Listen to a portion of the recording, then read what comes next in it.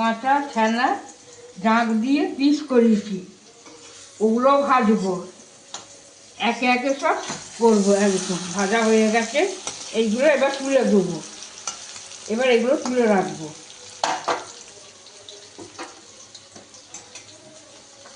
এই যে এবার তুলছি, এই যে একটু করে লালচে হয়ে গেছে।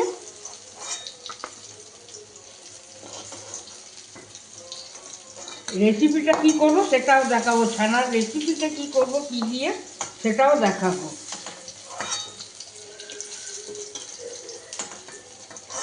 আমি জাল দিয়েছি, আমি পিস করেছি, আমি আবার রান্না করব। কেমন হয়েছে কেমন লাগছে আপনাদের সেটা যেন বলবেন আমাকে। দেখুন আবার ছেড়ে দিলাম।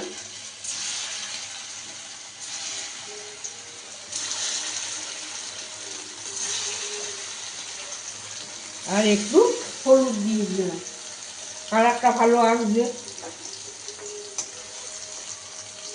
আস্তে আস্তে করে ওলটাতে হবে, তাড়াহুড়া করলে কিন্তু ভেঙে যাবে।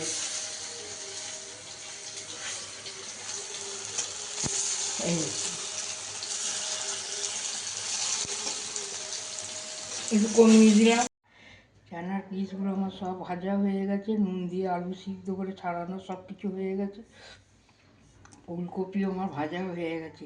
রেসিপিটা ফুলকপি আলু ছানার ডালনা করব। এখানে বেগুন ভাজা আছে।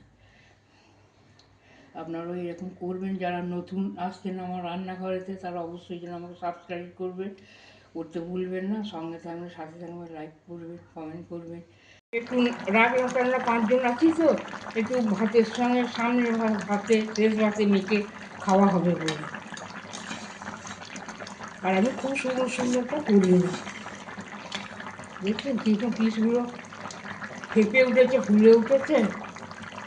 কি আপনাদের কীরকম মনে হচ্ছে যে বাটি দিয়ে একটু এদিকে নেওয়া হতো ভালোই হতো, তাই তো কাকিমার কাছ থেকে?